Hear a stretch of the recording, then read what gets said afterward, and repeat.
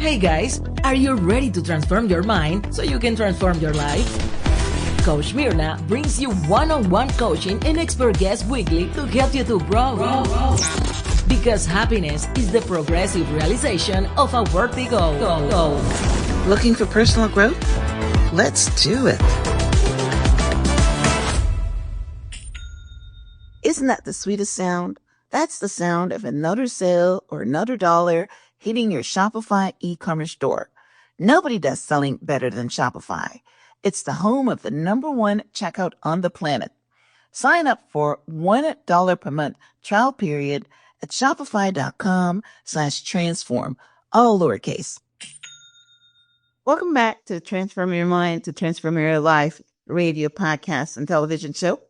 I'm your host, Life Coach Mirna Young, and sitting in the guest chair today is Martha Burich, author, speaker, and consultant.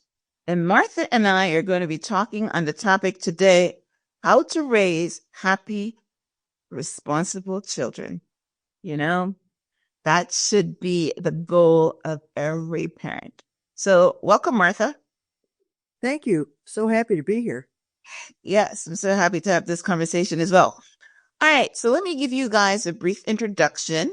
Martha Burich is a former child psychology professor who used the techniques of parenting to get the best from her students when she taught college classes and high school science and special education.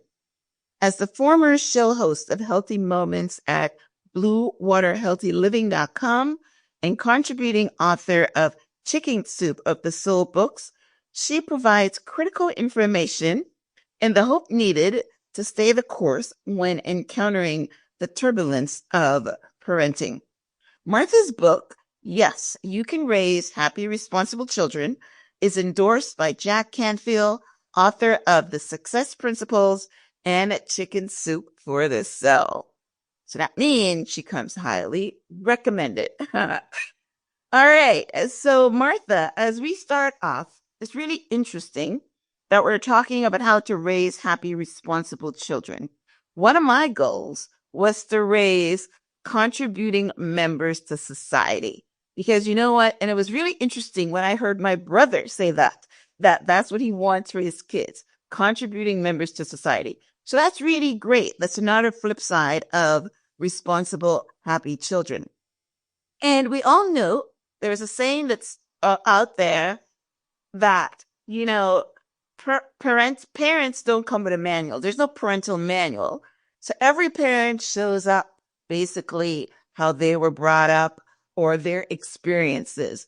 And most of the times we get it wrong. So it's great that we have this conversation that we can help somebody get that manual. So my first question is, as a former child psychology professor, how did you discover the techniques and strategies for great parenting? Well, the first way I discovered it was when my son was 4, he was spoiled rotten.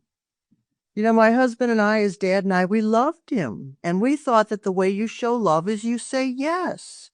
Right. Well, by the time he got 4, we had created a monster. And we didn't realize it. And then every time I tried to say no, he would push, and I would give in because I was a pushover. So I had to learn to say no. I had to learn to mean no. When I said no, I had to learn to keep it and not change it to a yes. Stop doing the easy thing. And you know, Myrna, you know that rule, do the easy thing, life becomes very difficult. Do the difficult thing, life becomes easy. And that's exactly what happened. I learned how to do the difficult things, and that was to say no in a nice way. I didn't have to be mean about it, but I needed to be firm. So I learned how to be firm and kind because, you know, I think a lot of parenting, the way I see it is we're all big kids. None of us have really grown up. Very few of us, at least, are really grown and mature human beings. As much as we could be. You know, every day is a learning experience, every single day. So if you're having parenting challenges, well, guess what? Join the club. Yeah. Okay, so So what you're saying is that your son at 4 years old made you realize. I thought that it came later because you're talking about a child psychology professor. And it's later. That was later. Yeah. But it's really true. You know, one of my parenting styles is I'm affectionate, I love, or whatever, but I never give in to a tantrum. I never give in to, um, uh, you know, I, that's how I was brought up, I think. But it was one of my things. And, I have my daughter, has a 2 year old. She's not really two yet. She's about a year and she's about 18 months. And she's learned already to cry for what she wants.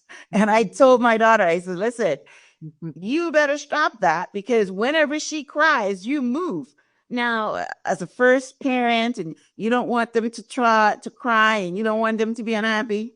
But I told her, I said, you need to stop that because you're going to create something that isn't going to embarrass you because you've seen those kids in the grocery store, throwing tantrums, cursing at their parents and all that. That's what you create. And that's probably what you had as a 4 year old, right? So what, other than saying no, how did you, deal with that for somebody that has a 4 year right now? And then we can go on to, what you learned as a professor, unless you were a professor at that time. Well, let's talk about what's our goal for our children. And you talked about, contributing members of society, but also we want people who think about others, who aren't, we call it the bondage of self, who aren't trapped in their own feelings all the time and thinking that because they feel something, the world needs to jump. That's the recipe for misery. Yeah.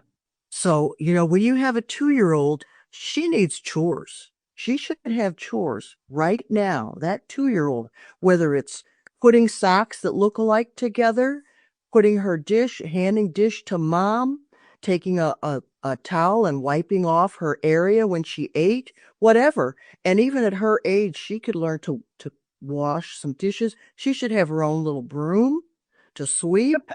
I like that. A dog or an animal, she needs to learn how to treat the dog right and maybe empty the dog's dish, put some food in the dish.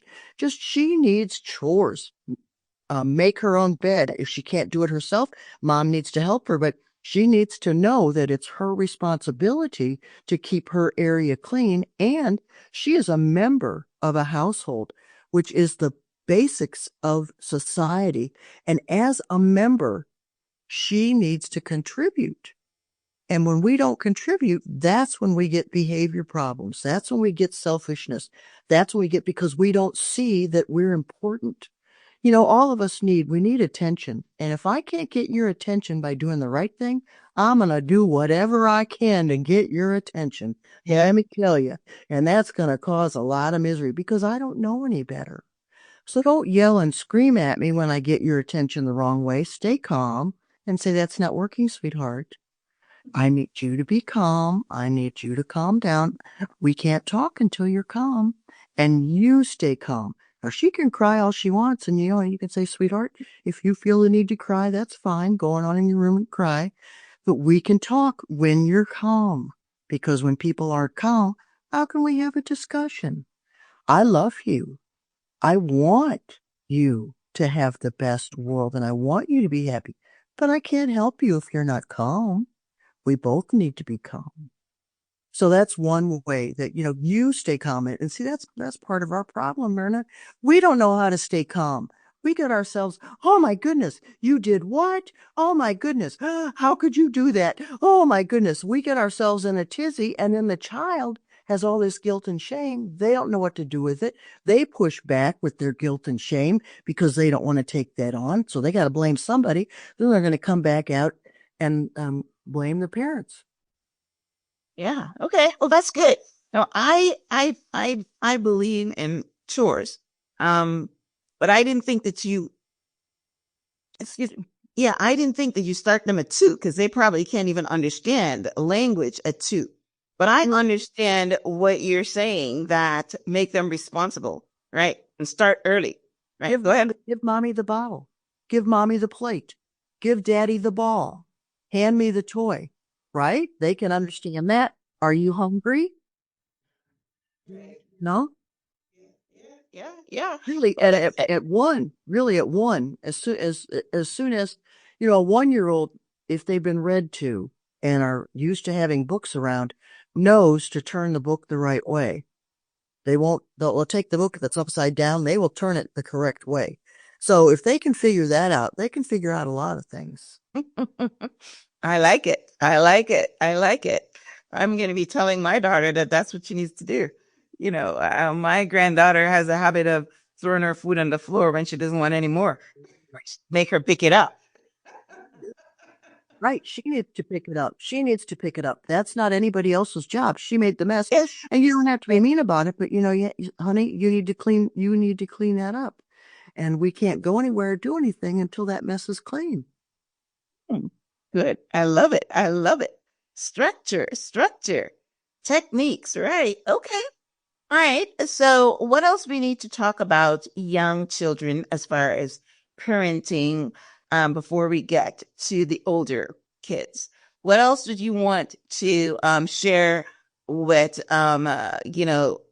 mothers with maybe kids on the 5-year-old? Stop with the choices. You start when they're young, giving them choices. The next thing you know, they have a fit when you don't have the purple cup. Well, guess what? They need to learn from the beginning. This is what we have. This is what we're eating. If you're making, if you make one meal and the child goes, I don't want to eat that. You go, well, honey, that's fine. You can eat this. Now, I have peanut butter and jelly or something simple that the child, I have cheese, but do not make a separate meal and do not change things. Now, if a child doesn't like a certain food, I don't believe in forcing them. I don't eat what I don't like. You could say, take a bite and see if you like it. But, if they don't like it, don't force it on them because they can get their vitamins and minerals from many different fruits and vegetables or whatever. But if the child throws their food on the floor, that's inappropriate. We don't do that. This is our home. What if the dog were to we don't want the dog to get that, then he'll get overfed. And he could become unhealthy. We have to respect other people and other things. Why would you think you can throw the food on the floor? We don't do that. Would you do that at a restaurant? Would you do that at grandma's house? Would you do that, in front of whoever her idol is? Probably not. But you don't have to lecture them, but you can have a quick discussion about it. And so before the age of 5, try very hard not to give them choices. Here's your pants, whatever. And then as they get older, you can give choices, but that's how we set ourselves up for tantrums and everything else. No, I wanted the blue shirt. No. Right. Honey, here's your shoe. We can't find, I can't find your other shoes. I want my other shoes. Here's the shoes we have today. So limit the choices, and mom and dad, stay calm. The child is going to drive you nuts. That's life. My dog drives me nuts. It's life. Mm-hmm. We as adults need to be the example. And in fact, Rita, I have a parenting technique. I call it the 3 L's of parenting. Love them enough to say no. Lead by example. You can't expect the child to be calm if you don't know how to be calm and you haven't shown them how to be calm. And let them fail. Now, that's for when they get older, to let them fail. But we'll talk about that too. But also, the part about being calm, here's how we become calm. Let's say the child's really on your last nerves and you've had enough. Well, what are the thoughts going through your mind? Oh, I can't stand this. This is ridiculous. This is making me so mad. Well, first thing you have to do is get a neutral look on your face or a smile. Calm face, body, thoughts.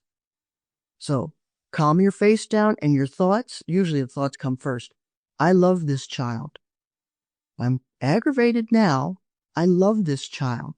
Right now, she's not behaving the way I'd like, and I can handle it. A lot of times we get excited because we think we can't handle it. No matter what happens, we can handle it. We're the adult. Some things are more difficult, but we will handle it because we're the example. And we need to show our children that no matter what happens, it can be solved. There's always a solution. Yeah.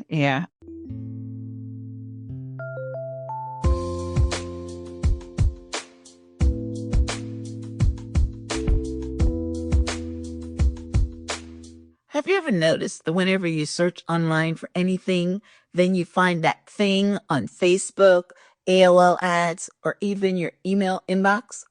That's because your activities are being tracked.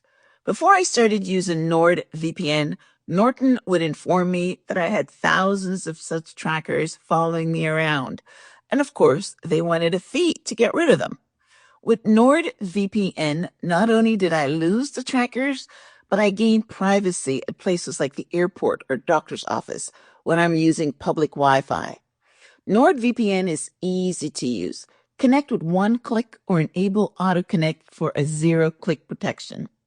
With over 7,100 servers in 118 countries, you get protection everywhere. One of the other features of NordVPN is the ability to easily switch your virtual location. Have you ever tried to watch a football game that's not broadcasted in your region? With NordVPN, now you can switch your location to watch all the away games and, of course, the home games.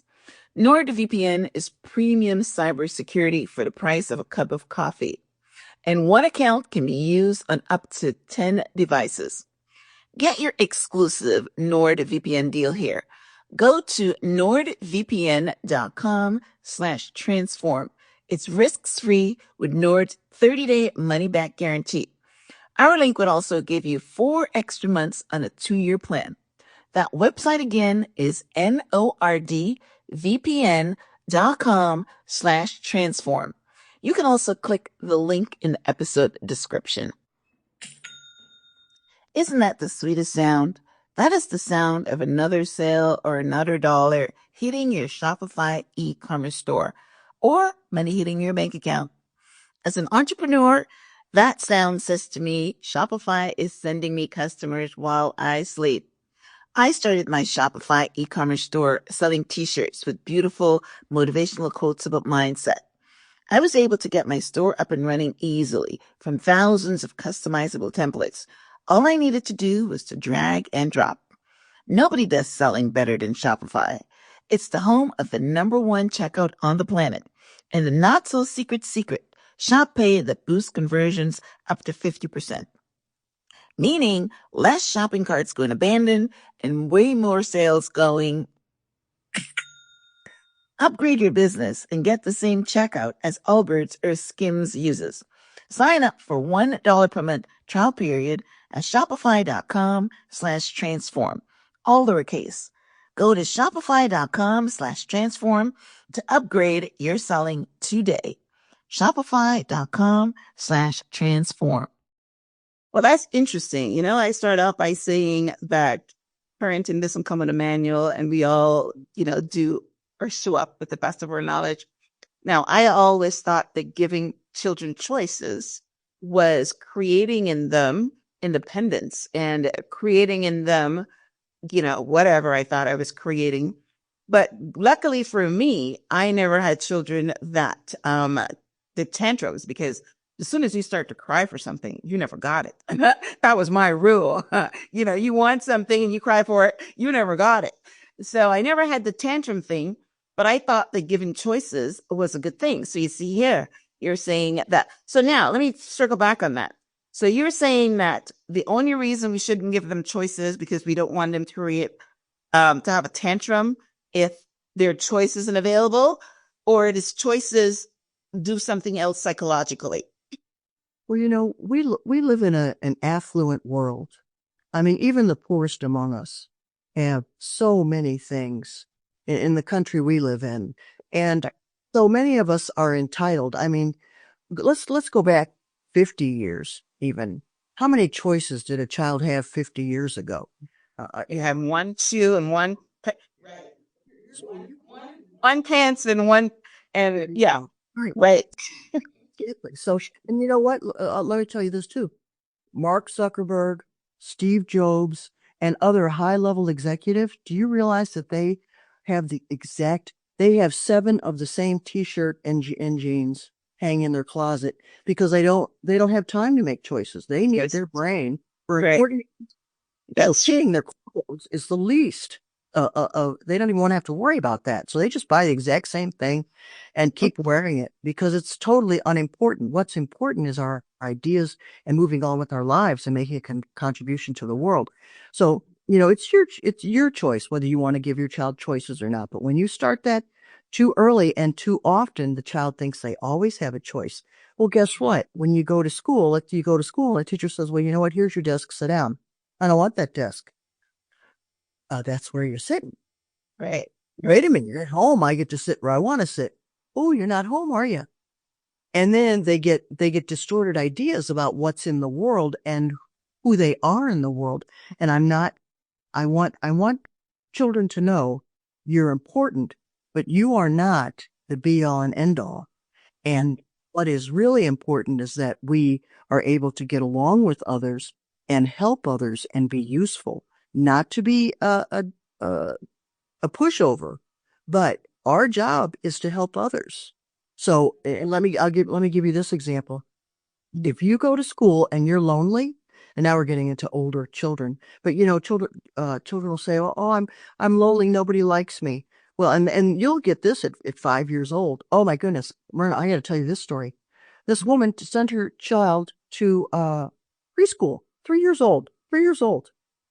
And she was the mother was very particular about the child's diet. She did not want her eating, a lot of processed foods and things. But the mother was so concerned that the child would not be accepted socially. Well, I'm afraid if I send her lunch with her, she'll be by herself, that she'll be the only one who has her lunch and that doesn't get it at the school. And I said, well, let's think here. What's more important? That your child go along with the crowd and then eat unhealthy, or that your child be the trendsetter and learn how to do the right thing? And now let's talk about Milgram's experiment. I don't know if you remember this, Myrna. You probably learned this in Psychology 101. Stanley Milgram did that experiment where he had people turning up the dial on an electricity machine, and they thought that they were giving lethal doses of electricity to the person on the other end. But unknowns to them, the person wasn't really hooked up, but every time the person made a mistake, they would turn up the electricity. And what would happen is the volunteer or the person being studied, the person on the other end would be screaming, no, this is hurting me. I'm going to have a heart attack. And the volunteer was there, right? The doctor, the man in the white coat, the authority, and authority would say, continue. 7 out of 10 turned up the electricity so high they would have killed the person on the other end. Now, do you want your child to be one of those 7 who does whatever they're told by some authority figure, even though it's not right? Or do you want your child to be one of the 3 out of 10 who's a leader? I want my child to be a leader. So to heal, of course, requires that we become uncomfortable and that we do what we know is right. Right. Well, wow, these are 2 things that I would have failed at, because, I would have thought that it's better for kids to, I mean, I never had the food experience, but, it does something to the acceptance and the self-esteem and the self-worth of children when they have friends and they can fit in. And as a parent, when your kids go to school, you ask them if they're making friends. And if they don't make friends, then you're feeling that, they have social issues and all that. But, so what you're saying is that this mother should have, instead of worrying about her child fitting in, should have said, okay, well, my child is going to be different and it's okay. And if she doesn't have any friends, it's okay because she's eating healthy foods. Wow. A lot of us would get that wrong, including me. But you know what? Here's the thing. Of course she's going to find friends. They're 3 years old. Right. Not yeah. Well, at 3 years old, it's, whatever. But it's when they get to teenagers, it's more prevalent. But right. And let's talk about this right now. Okay, you're a teenager and you're in high school and you don't have any friends. You're lonely. You're a new kid at school, whatever. You don't know anybody. You know what you do to be a leader? You find the person who's alone. You find the person sitting by themselves at lunch and say, "May I sit with you?" Mhm. You be the leader, you know? Most of us are too afraid of being a social outcast to befriend the disabled kid, to befriend, I'll use the word, the FAT kid. Can you even say that anymore? You know, the child who looks different or acts different. We're so afraid of not being accepted. But Myrna, in today's society, who's accepted? Okay, you get to be a teenager and you're the cool kids, right? What are the cool kids doing? They're sneaking out drinking, doing drugs, doing who knows what. Everybody thinks they're the cool kids and who knows what they're doing. And there you are with them trying to be cool. You know how many people And trying to fit in. You're right. That's pretty dangerous. with I drugs? was glad you brought it back full circle because that's true. Yes. Yes. Right. So if you teach your kids from the very beginning, I like this lesson. And If you teach your kids from the very beginning that it's okay to be different and leading than to join the concentric, the circle and the just fit in. Wow, that's good actually. I love that. Sorry, you were saying? Yeah, I go to the jail every Monday and I go to the treatment center every Wednesday and talk to alcoholics and drug addicts. And they all tell me the same story to fit in, to fit in, to fit in. And then a lot of the reason that a lot of them can't stay off the drugs or the alcohol is because they go hang around those old friends of theirs who are still smoking, drinking, drugging, doing whatever, doing the things that responsible people don't do, that people who really excel, do you know, people who really excel in life, who have strong businesses, um, good families, successful families, are they alcoholics and drug addicts? Are they running home every Friday night to get high? No, they're doing what needs to be done. Right. Yes. And they're usually the loner ones. They're usually the ones that's sitting at the table by themselves because they're reading a book. Right. So that's good.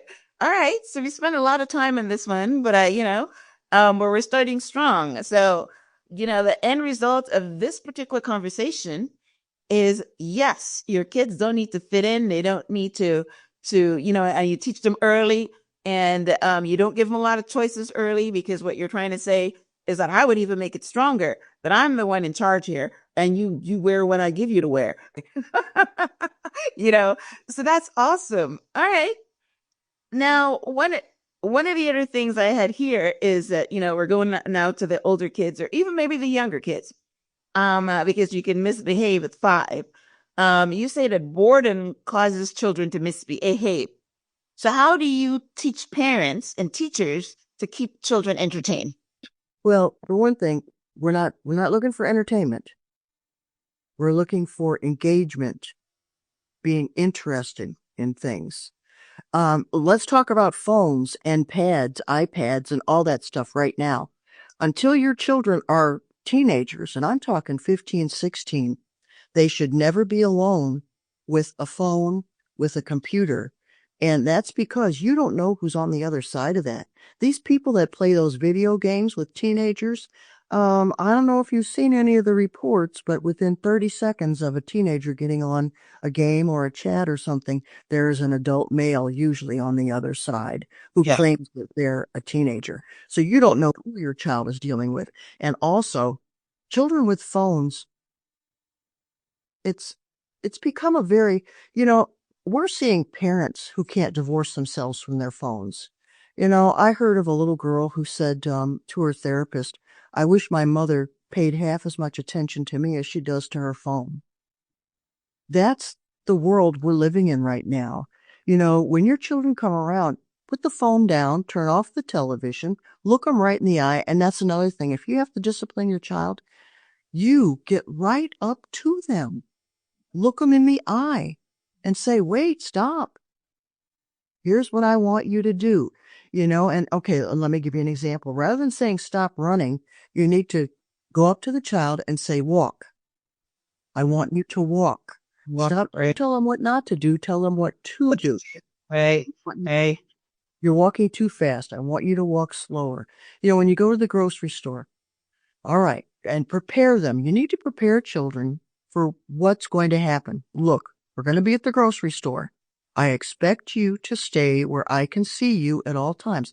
That means you look and you can see me. I look and I can see you. We're never so far apart that we aren't within eye distance of each other. Does that make sense? Yes. Good. All right. Are you willing? Can you do that? Yes. Good. Are you willing to do that? Yes. Good. So we have a deal. All right. Now, if you do get out of my sight, then you need to sit in the cart. Because for a 3, 4, 5-year-old, you can't have them running all over. So what you do is you're shopping and then the child runs off. Okay. Well, then I see you decided to sit in the cart. You don't have to be mean about it, Okay. Now, I need your help to shop. Where are the bananas? Point to this. Show me that. And keep the child interested. Now, that's what I mean by keeping them, not letting them be bored. People who go to the grocery store and the child has nothing to do but to sit in the cart or walk around. They don't have a job. Give them a job. Find the cereal you like. Find the beans that you like. What's the beans that we eat? And then when you get to the place where you put the food on it, okay, even if you have to take the food out of the cart and hand it to the child, let the child put it on the conveyor. They would like that too, because they do like to help. Yeah, they love it. Give them money to give to the person, whatever. Give them as many jobs as possible. If they have younger sisters and brothers, they're responsible to hold their hand, to help them get through. Everybody should have a job. And the best way to keep a child from getting into stuff at the store is to get something in their hands. So rather than put it in the cart, you put it in the child's hands. Say, oh, carry this for me.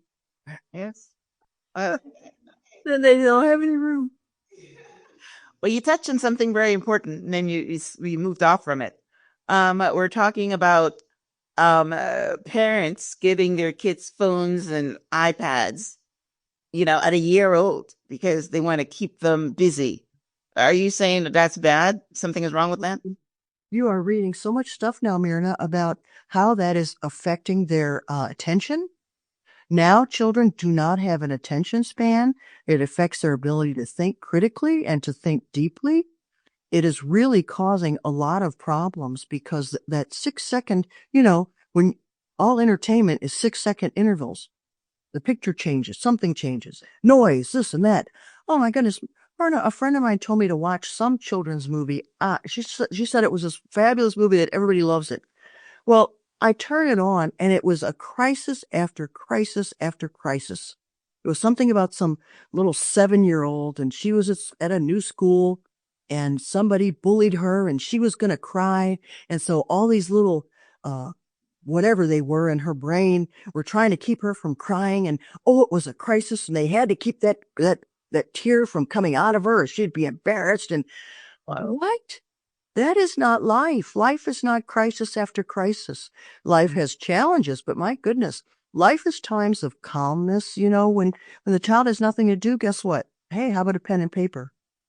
How about we do our times tables? How about we add? How about you go to the pantry? That's probably how me and you grew up, right? Because we didn't have all this stuff. But now you just get the kid Miss Rachel or Gracie's Corner, and they're zoomed in on that, and they can sit and watch that all day. And in the car, don't show movies in the car. A lot of cars, they have movies and things, or they have their pads. No. You're driving in the car. You say, find a red car.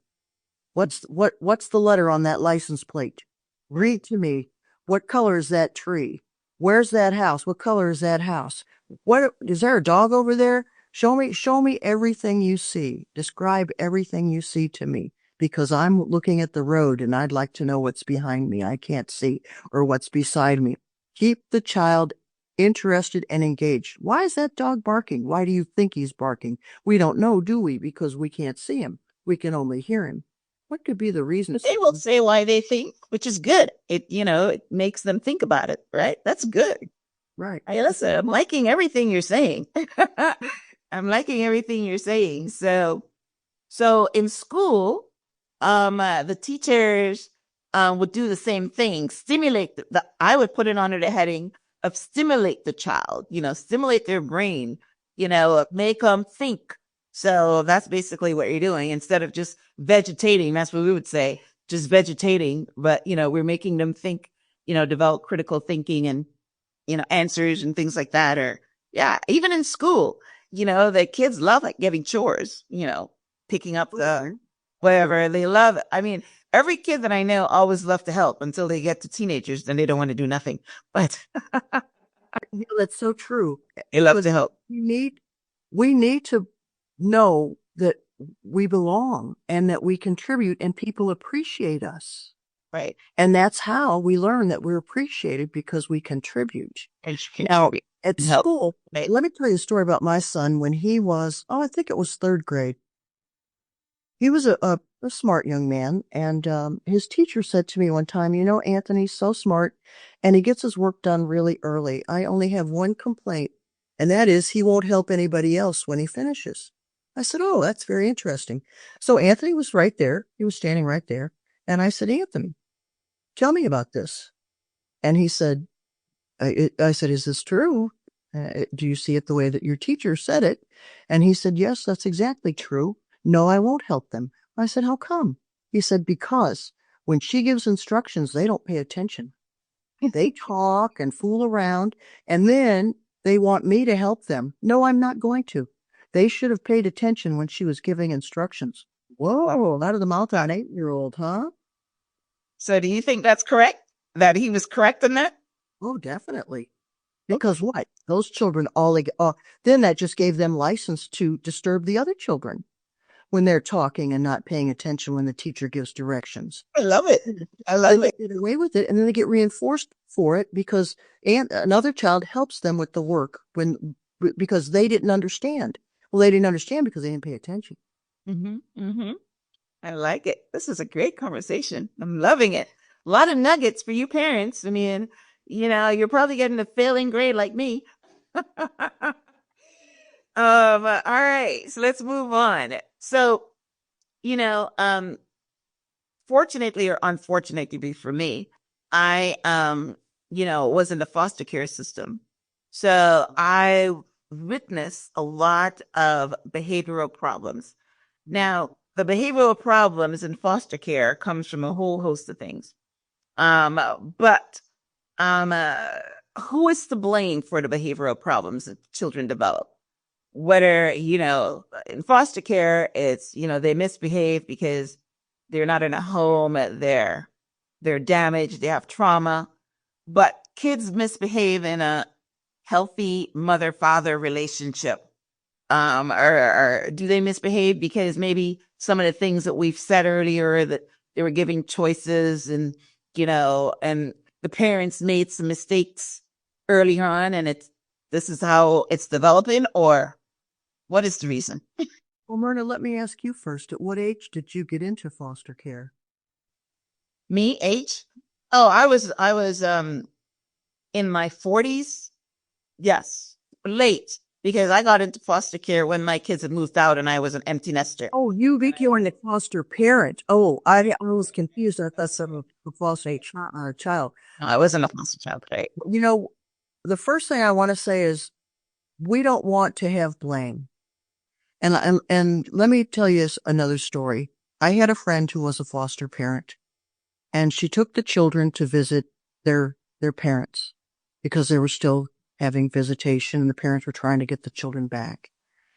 And she took them to visit, and my friend, the children were very well behaved with her. And the father said, how do you get her to do that? She wouldn't do a thing for me. Well, see, and here's what she knew that he didn't. He didn't have the skills and the knowledge to get the child to behave. He just simply didn't know. So we're not going to blame him for the child's bad behavior. As soon as he knows better, he'll probably do better because he wants the child to behave better. See, that's why when we get into all this blame, she's a bad mother, that's all BS. And you know what else? Okay, now sometimes it might be true. I don't know. But when I knew better, I did better. Up until my son was 4, I spoiled him rotten. But when I knew better, I did better. And so we got to get out of this blame, because if it is to be, it's up to me. I can tell you all day long, well, your child's spoiled, blah, blah, blah. But if it is to be, if I don't want that child to be spoiled around me, then I will act in particular ways. I don't know what the child does at your house, and it's not my business. But I do know what the child does when they're around me. I can control that. So if you want things to change, if I want things to change, I have to change me. See, this is the part that we don't like. It always, this is the hard part. Parenting is difficult. It is the hardest job you'll ever have. But you know what, children, what do you remember the first time you held one of your children? I mean, it just makes me want to cry right now just to think about it. Yes. Just what a miracle. What Yes. a miracle life is. And we love our children and want the best for them. But sometimes we just don't know what to do. But when we learn what to do, and sometimes we never meet anybody who knows what to do. People tell us, hit that kid, do this. Oh, now, this whole gentle parenting thing. Oh, now, hon. Oh, now, honey. Oh, now. That's not going to work, parents, okay? We do need to be firm, but we don't need to hit a child, and we certainly don't need to call them names or insult them or say anything mean. It's pretty much, what did you do? Did that work? No, that doesn't work for me, hon. Maybe it works for you, but that doesn't work for me.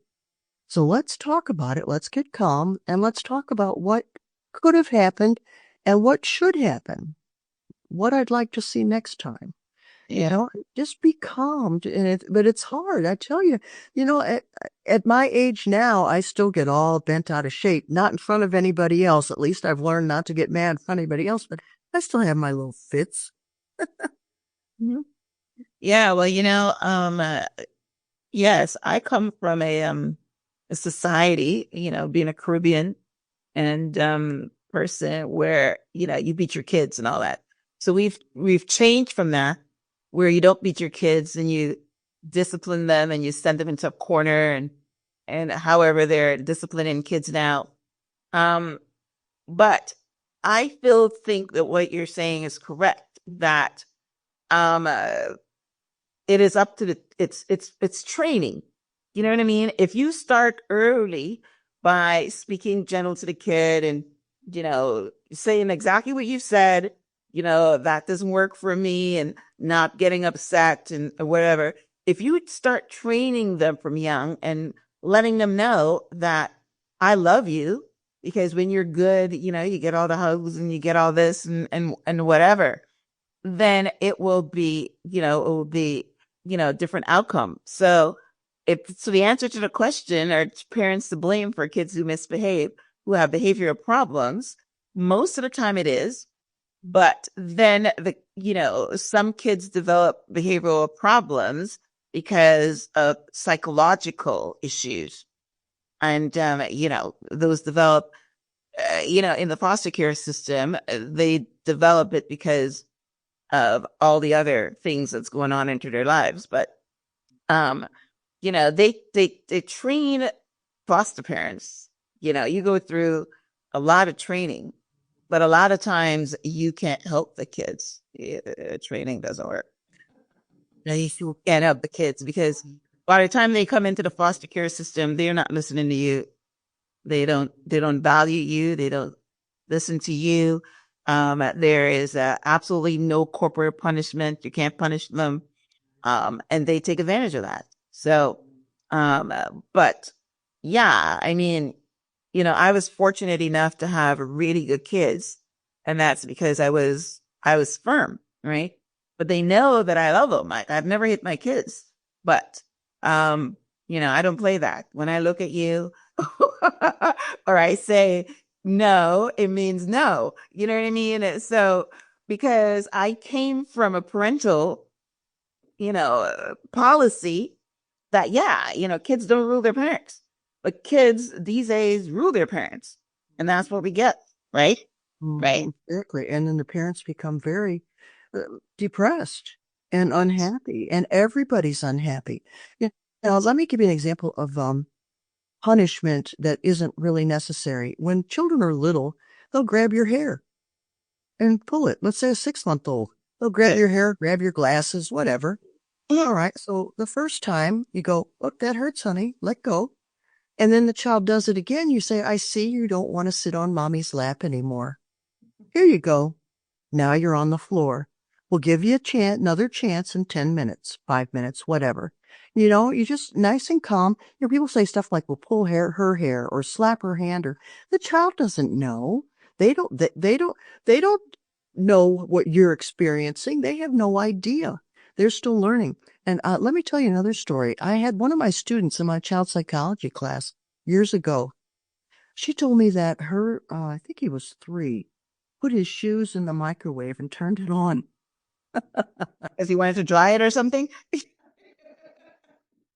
Well, you'd seen mom put stuff in the microwave all the time. You know what I mean? You just put stuff in there, push the button, boom, boom, boom, boom. Okay, I guess, all right, my shoes are wet or they need to be cooked. You know. You need to dry it, right? Well, she spanked him. Mhm. And I said, what did you just teach him? He's a child. He had no idea that what he did was wrong. Now, when you punish children too much, here's what you wind up with. There's an actual, there was research on babies, and there was one particular baby. He was about 1 year old. His father was very abusive and would spank him and hit him. Well, when dad would come home, that baby would just sit in the middle of the floor and start to cry. He was afraid to do anything. That's what happens when you punish children all the time when they make mistakes. That's what happens when you insult children. That's what happens when you make fun of them. When you have your tantrum because they did something wrong. And maybe it looks like to you like they did it deliberately. Whether they did it deliberately or not, that's to have a conversation. But it's no reason for you to have a snip fit and to be a bad example, because our job is to be a good example. So how should a parent have handled putting your shoes in the microwave? Well, yeah, you say, we don't do that, hon. And he's a 3-year-old. He doesn't know. You say, the microwave's for food, sweetheart. Why'd you put and he won't even know. Honey, why'd you put your shoes in there? He doesn't know. He saw mom put stuff in the microwave. He thought, oh, let's make that funny noise. What happens if he does it again? If he does it again, well, you still don't want to hit him. Then you say, the microwaves, you cannot touch it. The microwave is not for you to touch. Mom would use the microwave, or dad will use the microwave only, not you, because I can't trust you. Now, do you agree with that? Do you understand? And then you have to get their agreement. Does that make sense to you? Do you understand what I'm telling you? Yes. Are you able to do this? Yes, I am, Mom. Are you willing to leave the microwave alone? Oh. And then they say yes, you go, great.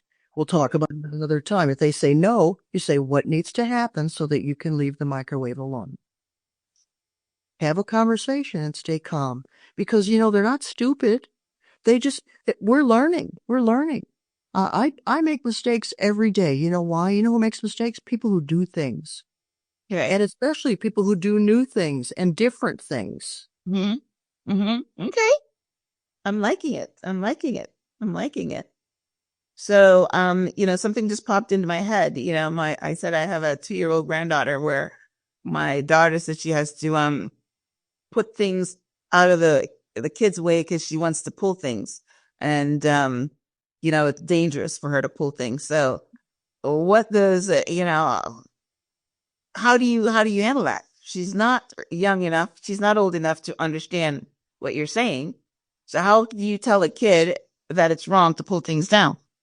Well, one thing, you have to get on your hands and knees and crawl around that house and see things from that baby's perspective. And the baby, that 2-year-old does not know any different. She does not know that if she sticks a knife in an electric socket, she's going to kill herself. She doesn't know that cord is attached to a coffee pot that could hurt her. She does not know. So it's your job to keep her safe. It would be the same as if my dog was there. I'm not going to leave a cord out for the dog. He doesn't know. They aren't mature enough yet. So you need to tape cords down. You need to make sure that there are child-proof. Well, that's what she's doing. I'm just wondering, like, if she pulls something down, if there is, because we're talking about redirects here, if there is a way to redirect her to not do it. But yeah, I mean, everybody knows to child-proof their house, but other than that? That was the question. Let's say like the TV remote or something she keeps messing with. Then you have to get it out of her way, but you also have to have a talk with her. You can't mess with this. But if it's something dangerous, it's your job to make sure she's not in danger. But if it's, let's say it's like her older brother's, I don't know, baseball cards or something, she has to be taught, you cannot play with those. Those are for you. But he has to be taught to keep them out of the way too. Right. So it's a two-way street, but we do have to be careful. It's no different. And this is going to sound funny, but it's no different than when I'm cooking and my dog wants to jump up on that counter. Am I going to leave a steak right there for him to get? No, I have to move it. Even though it's a big pain, I have to move that steak out of the way. Well, yeah, that's what, parents normally do. But I'm like loving the way that you handle things, the kid in the grocery store and the kid in the car. I'm looking for some unique way to handle toddlers. There's always touching and pulling things down. So, all right. So there's no redirect for that. You just got to move stuff out of the way. All right. Let me want to learn. If it's like soft, some material or something, then let it fall on their heads. But otherwise, Right. Yes, exactly. All right, so let's go to the teenagers. What are some ways parents can navigate through the troubled waters of teen years? They have become an endangered species. They're sullen, they don't talk, they don't listen. They're always on their phones. You can't, yes, they are an endangered species. So, what are some good advice? when you see the child is on the phone all the time, you don't just take it away from them. That's when you cause gigantic meltdowns. These kids are so addicted to these things. It is insane the meltdowns that I've seen children have because their electronics were taken away from them, whether it was video games, the phone, whatever. So what you do is you have a conversation. You say, I'm really concerned. You're on the phone too much. So let's discuss. I'm your parent, and we need to restrict the times that you have your phone. Oh, before I even start this, never, and I mean never, let your child have their phone or computer in their bedroom at night. They must sleep, and especially your teenager will be up until 4 a.m. talking with their friends, and then they won't be any good at school the next day. Right. Or they won't even get up for school. And you don't know who they're talking to or what's going on if that phone is in their room.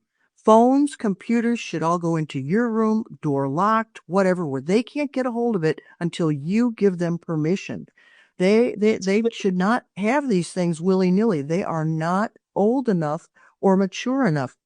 People don't really mature until they get to be about 20, 25.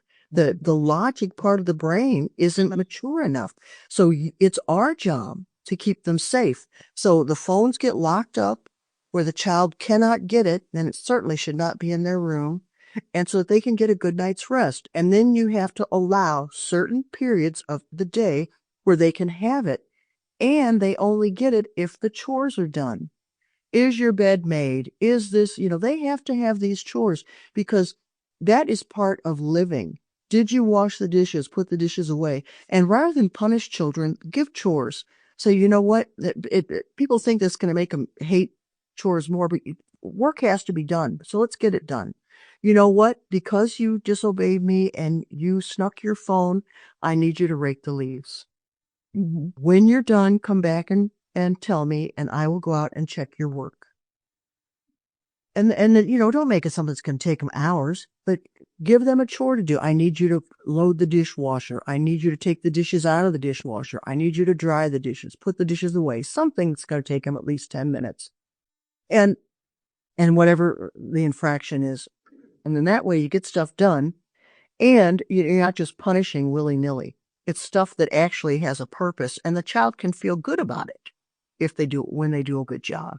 Mm-hmm. So don't get yourself all upset, but you have to have a discussion with the child because you can't just grab their phone and say, give me that phone. I've had enough of that. Because then you're both in a bad mood. And also when you're really aggravated with your child, and this is very difficult, Myrna. When you're really aggravated with your child, your first thought has to be, I'm going to cry even to thinking about it. You have to look at that child and think to yourself and say, I love you. I don't like how you're behaving. We need to talk about this. I love you. And if you can't say it, think it. I love this child. I'm here to help this child. This child loves me. And now let's talk about the child's disrespectful to you.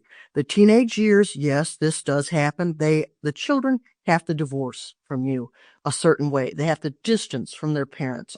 And the way they do it is they become rude and unlivable, just difficult and snotty and say the most ignorant things. And you know what? The child has a right to say whatever comes out of their mouth, and you have a right to not accept it. And you can say, I understand that you're growing and that you're seeing that I'm a human being and I make mistakes. I don't like it a lot, and I love you. And even though you're aggravated with me or think that I'm, not the coolest person in the world, I still deserve your respect because I love you and I care for you. So you can, I don't want you to be saying mean things to me. And if you do, you're going to have a chore. You're going to have a chore because I do not deserve that. Just as you do not deserve me saying mean things to you. So you don't say things like, this is my house, and when you're living under my house, you have to obey my rules. None of that. What? They already know that. That's a power struggle. That's a power struggle. And they already know that. Because where are they going to go? They know that. That's that doesn't have to be said. But what needs to be said is I love you and I'm concerned, and I know that when you get older you're going to change your mind, but you're going through a period now where you have to distance yourself from me, and I understand that. And, but I still deserve respect, and I still deserve to be treated like a human being. So until you can be a better person, then every day you do the dishes, something like that. Yeah, then was the day. Yeah. If they say something really ignorant to you, that hurt my feelings, and it wasn't necessary. I need you to go wash the dishes or whatever, and come back and tell me when you're done so I can check and go from there. And then if they don't do that, well, most of the time, if the child does the punishment, well, I will call it punishment, consequence. These are really consequences. If the child follows the consequence, that means they're a good kid. They're basically a good kid. They want to get along with you, but won't ever, just totally like, you're full of it, get out of my face, blah, blah, which you are going to get from people who are scared. That's what you get from people who are scared and defensive. You're full of it, get out of my face. And what you need to do is say, you know what? I love you. I want the best for you. Let's talk when you're feeling better. When you're calm, we can have a talk, but we can't talk until you're calm. Wow. And that's calm face, body, and thoughts. You're very right. Maybe 90% of kids will do the chore because they still respect their parents. Even though maybe they don't agree with them, they respect their parents because they've been brought up right until this point.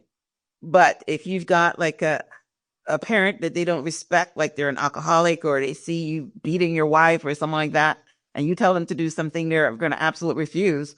And then you have to say, well, what am I going to do? I mean, this is not even something we can even talk about here because this would go on forever. But you do have kids that, parents don't know what to do with them, and they can't throw them out. So when we talk about troubled teenagers, it's not easily handled like, we just mentioned that they would go do their chores. A lot of times they wouldn't. So let's do a quick rebuttal on that one, and then we can go on and talk about your book. Right. You have to learn, you have to know every one of their friends. Do not allow them to hang with people that you don't know and you don't know their parents. Part of the problems that some parents have is they are not good examples, and the child knows that. Right. That's what I just said. Yeah, that's exactly what you just said. So the parent's causing their own problem. The child won't do what they want because they have no respect. There's no respect for the parent. Right. So yeah. Then you have this classic power struggle, right, that you said. no good ends comes to it, right? All right. Well, wow. Hey, listen, parenting is not easy.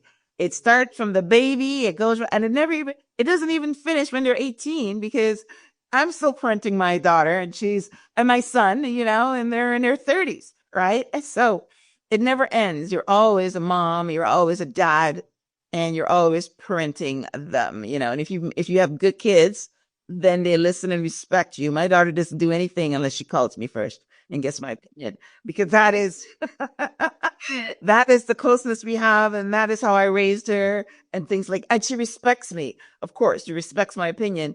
So that's the whole thing, and it starts from a baby. And I'm glad we started off by talking about the 2-year-old and the 3-year-old and the 5-year-old, because that is where you set the foundation. And right, you show love, but you're firm, right? And you say, listen, yeah, because, my pastor said to me something a long time ago. My daughter had a 16-year-old friend that said her parents were the most horrible things. And she would tell me all the things that her parents were doing and all that. And she ran away and came to my house.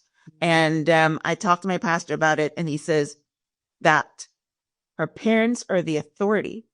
And whether she likes it or not, they are the authority. And if she doesn't listen to the authority of her parents, then she's not going to listen to the cops. She's not going to listen to her boss at work. They have to understand the authority. So, when you set up that example, whatever, that I'm the authority and you need to listen to me. I mean, I think that's how you get contributing members of society. That's what I think. Right? That's the bottom line. You are right, Myrna, because that is the bottom line.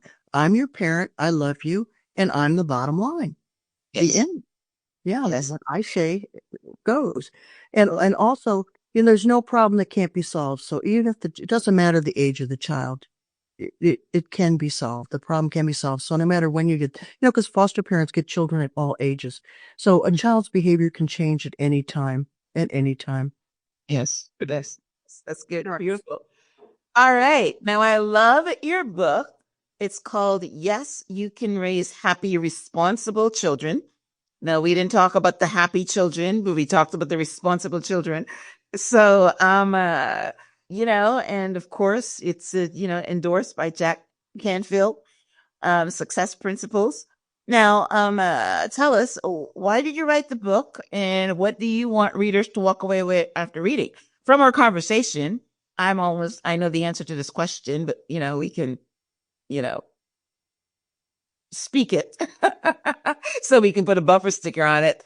No matter what parents do, we feel like we're wrong. Somebody's always got something to say, no matter what we do. If we feed them only healthy food, give the kids some candy sometimes. If we feed them too much, junk food, oh my goodness, your child isn't eating healthy. No matter what we do, we're wrong to somebody. So get rid of the parental guilt. If you're doing the best you can, let it go with that. Of course you want to learn more and do more, but stop with the guilt and start getting better skills. Start deciding, what? I need to be the example.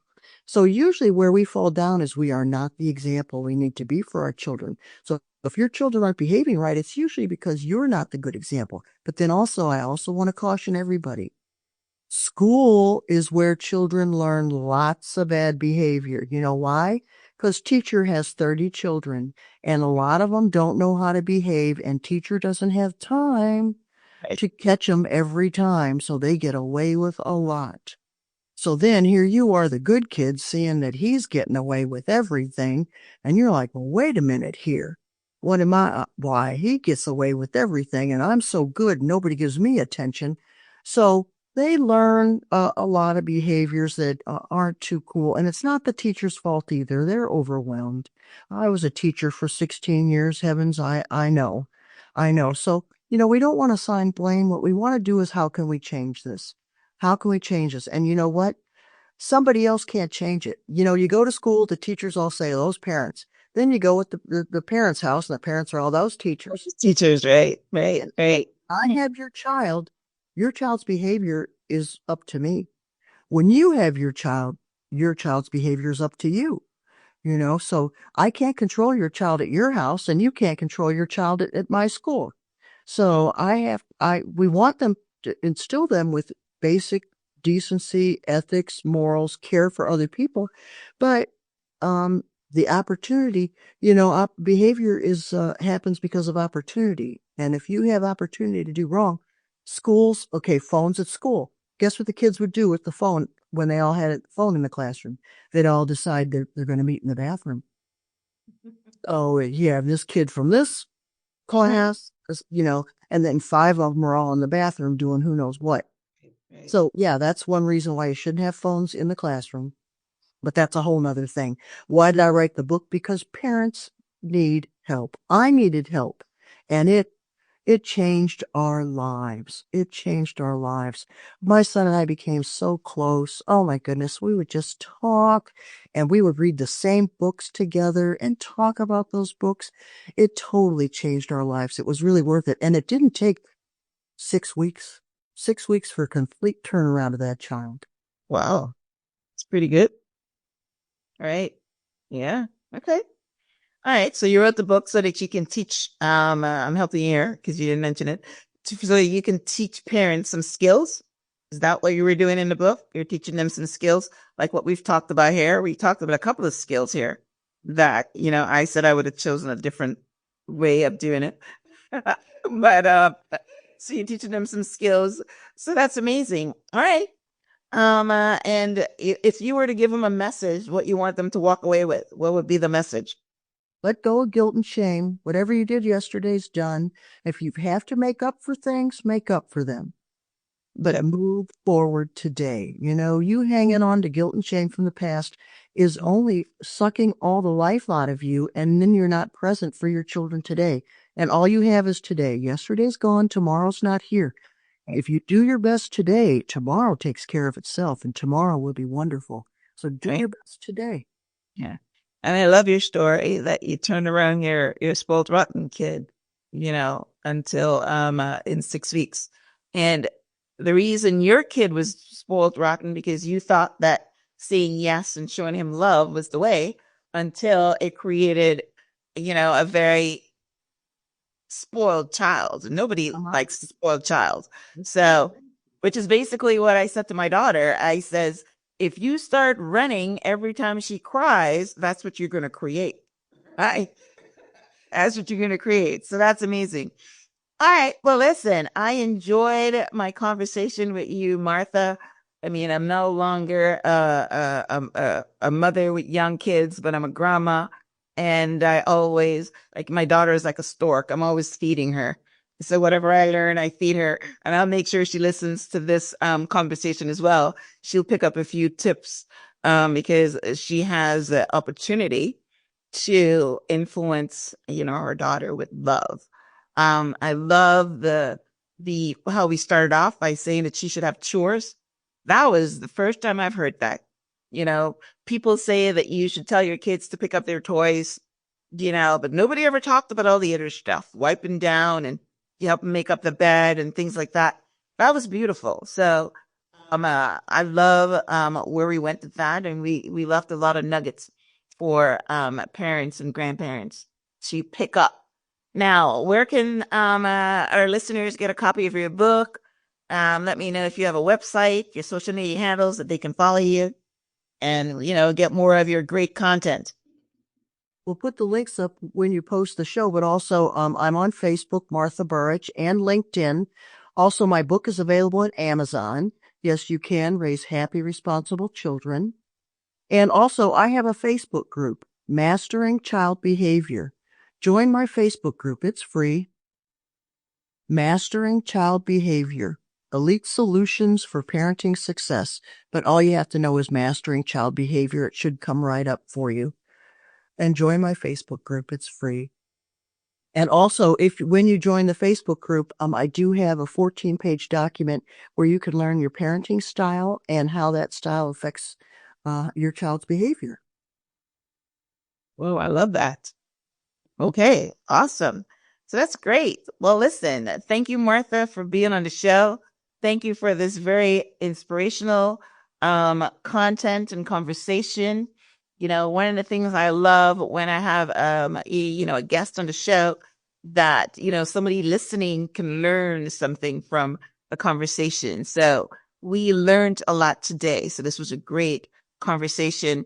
So listen, guys, if you are a young mother, an older mother, with some teenagers, a grandma, once you're into a teacher, then go pick up Martha's book, because they say that parenting doesn't come with a manual, but there is a manual. And if you know better, you will do better. And not only would you have happy, responsible children, but you would also have children that are contributing members to society, which should be your end goal.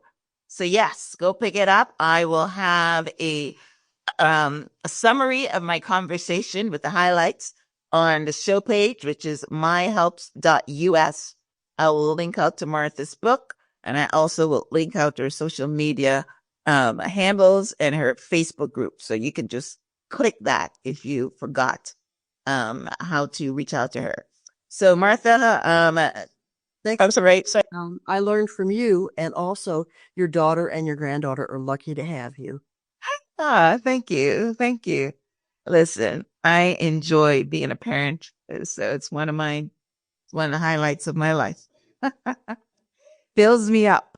So yes. And I love teaching. So that's what I do. So yeah, my little experience helped with the conversation. So thank you very much. All right, guys. Well, oh, right. Martha, any last words before we wrap up? I mean, I don't know if that was it. I think we said it. Just don't, just one day at a time. It's all going to work out. Steven. Yes, right. And being a parent is still the most fulfilling, rewarding experience that you would have on this earth. Even when you have bad kids or misbehaving kids or ones that don't respect you, the love that's in your heart never extinguishes. So, and that makes us human. So, all right. Well, listen, thank you guys for tuning in to this week's episode of Transform Your Mind to Transform Your Life. Today, we were talking about parenting and how to raise happy, responsible children. Our guest today was Martha Burich, Burich. So if you're looking for her on Facebook, it's by her name. And as she mentioned, her group is called Mastering Child Behavior on Facebook.